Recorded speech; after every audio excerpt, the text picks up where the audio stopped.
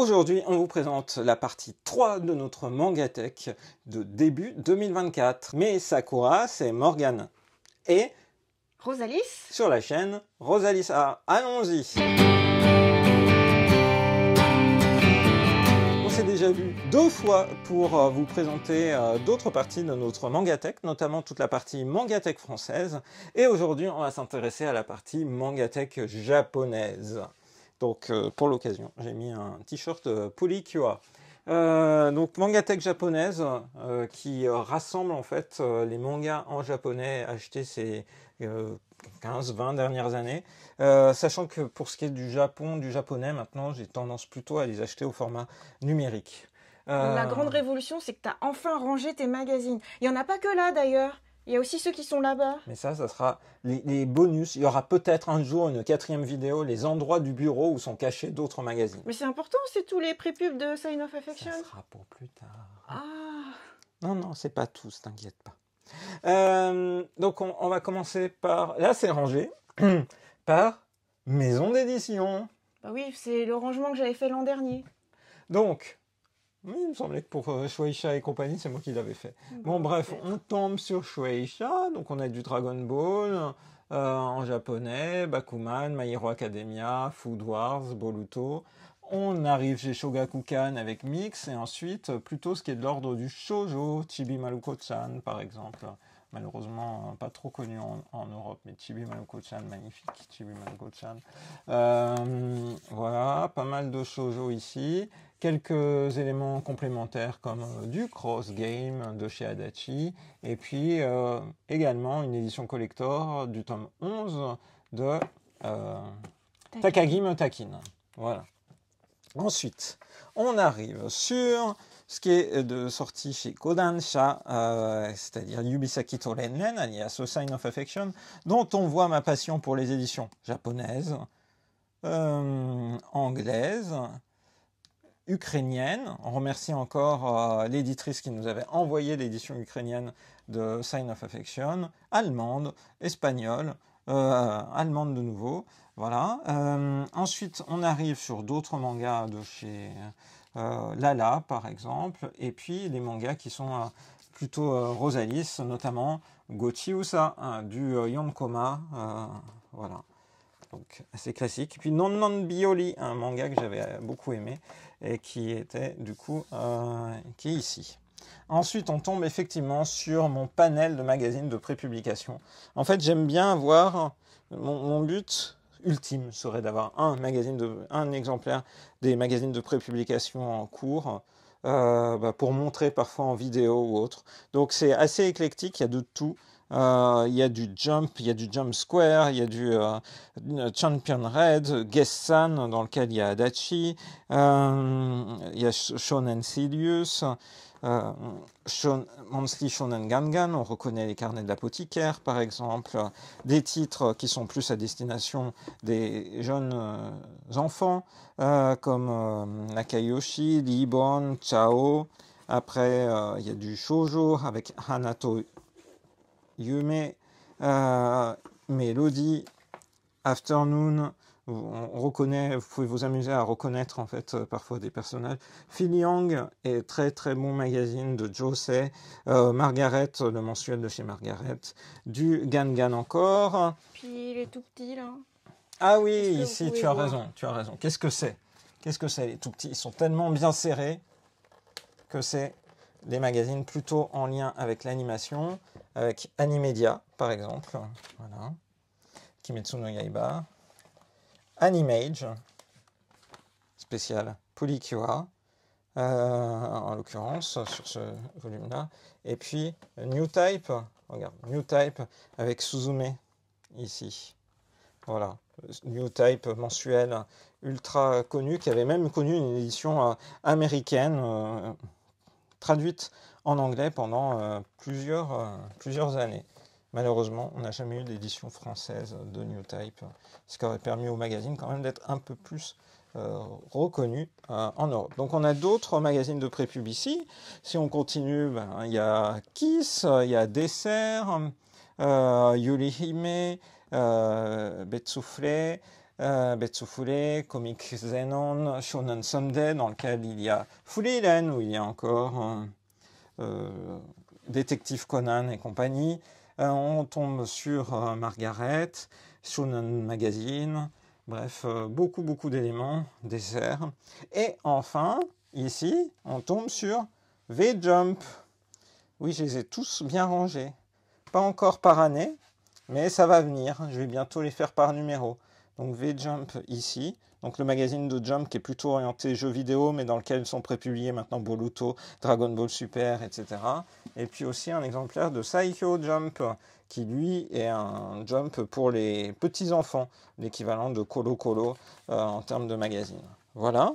Et au dernier étage, qu'est-ce qu'on a, Rosalis ? On a notre imprimante, dis donc. Incroyable. Alors tu veux voir ce qu'il y a derrière, n'est-ce pas ? Bon, je vais montrer un peu ce qu'il y a derrière. Ce qu'il y a derrière, c'est un peu des magazines pour... du Doraemon, des petits mangas pour enfants. Et là, je cours tous les risques, ici. Ici, on a vu aussi qu'on avait des livres pour enfants.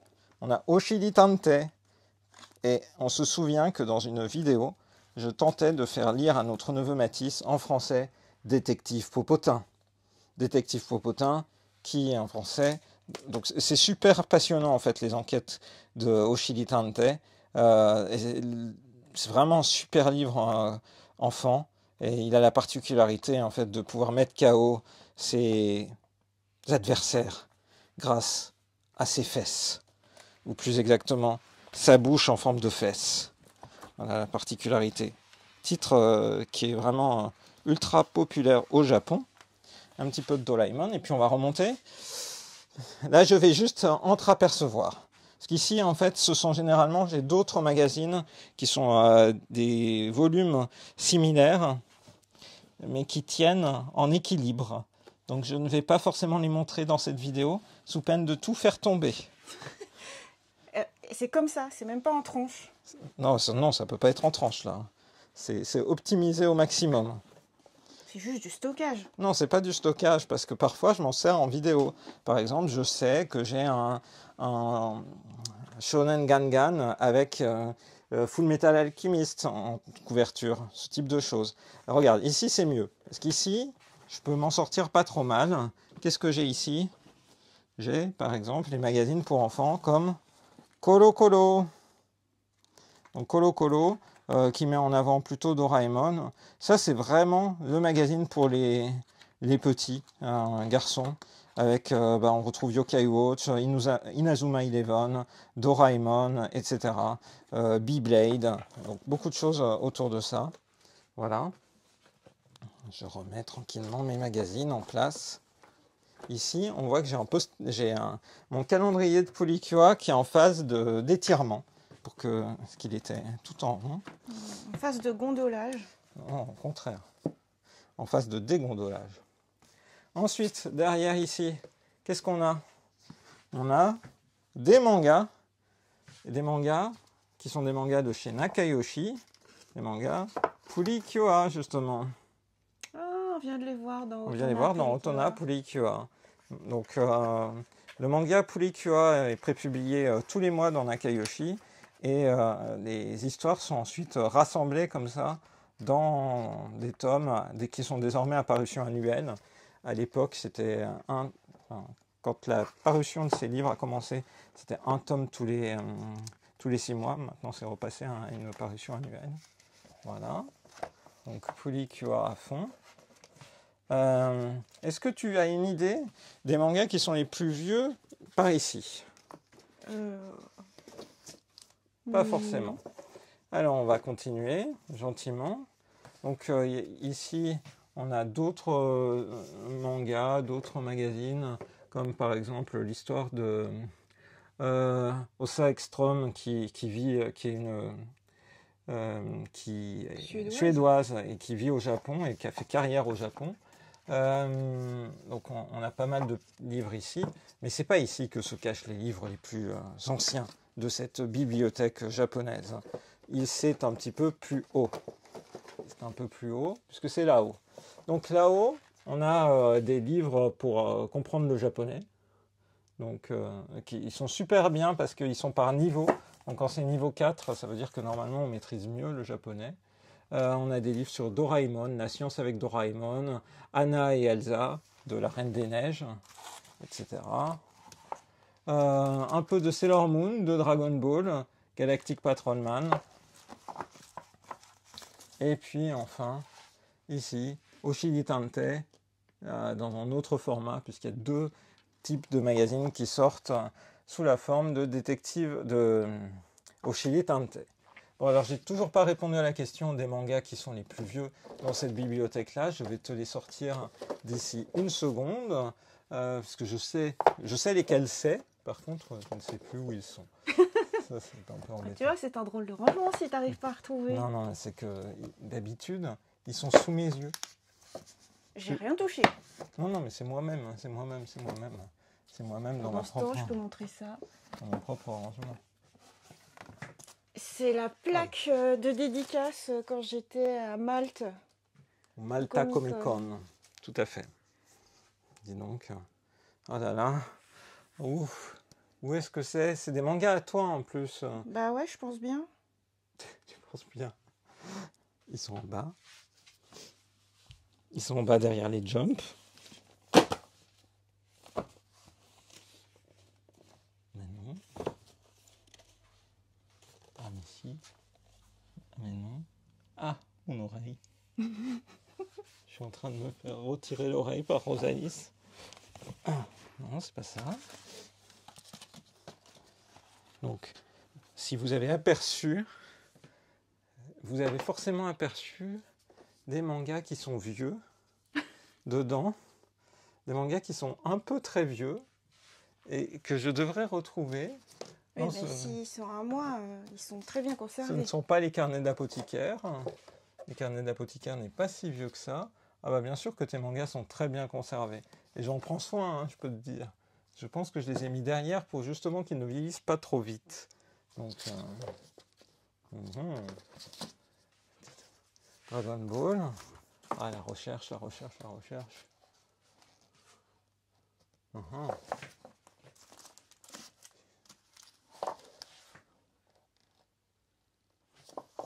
plus. Ah, si. Il y a 2 mangas. J'en ai retrouvé un. Je vais retrouver le deuxième sous peu. Donc il y en a un qui était obvious, sous mes yeux depuis tout à l'heure. Et l'autre est caché. L'autre est caché, mais c'est pas grave. J'en montrerai au moins un, au pire. Ah, non, je l'ai trouvé. Donc les 2 mangas les plus vieux de cette bibliothèque sont donc...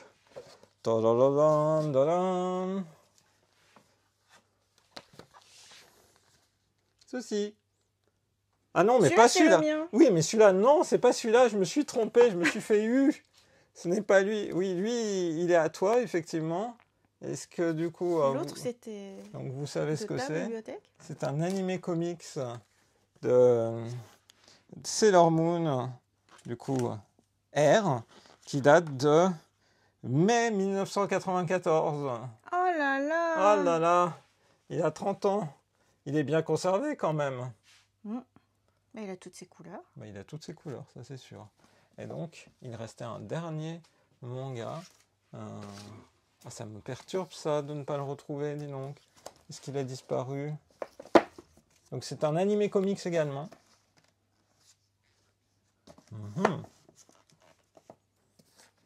Me semble-t-il. Oh, Rosalis, je crois que je retrouve pas ton animé comics. T'imagines? Est-ce que tu as idée de ce que tu avais d'autre comme animé comics? Non, là, comme ça, je sais pas. Ah oui. Parce que je te l'ai... Subtilisé? Oui. Subtilisé, je ne sais pas si c'est le terme. Ah, je suis très surpris en fait. Il y a quelqu'un qui est venu manger l'animé comics en question. Bon. Tu peux nous dire c'était de quel animé? Donc, le dernier animé comics caché quelque part dans cette bibliothèque. C'est un animé comics de Nadia ou de Secret de l'eau bleue. Ça risque pas d'être le mien. C'est le tien. Ah, c'est le mien? Ah bah mince alors. C'est vrai? Oui. T'en as pas? Non. Oh, bah c'est le mien. Alors j'ai fait disparaître mon propre manga de Nadia ou Le Secret de l'eau bleue. Je l'ai jamais vu, donc je pense qu'il est pas ici. Tu l'as jamais vu? Oui, ça me dit rien du tout. Oh là là. Mince alors. Mince alors. Bon bah je le retrouverai peut-être un jour. Et ça sera à découvrir du coup dans une prochaine vidéo. Puisque dans une prochaine vidéo, à ce moment-là, nous présenterons nos plus vieux mangas. Peut-être. En tout cas, on fera la suite de l'exploration. Du coup, il y aura peut-être une vidéo bonus un jour sur les magazines de prépublication qui se cachent ailleurs. On espère que cette vidéo vous a plu. On vous donne rendez-vous à très bientôt dans une prochaine vidéo sur la chaîne de Rosalis. Bye bye.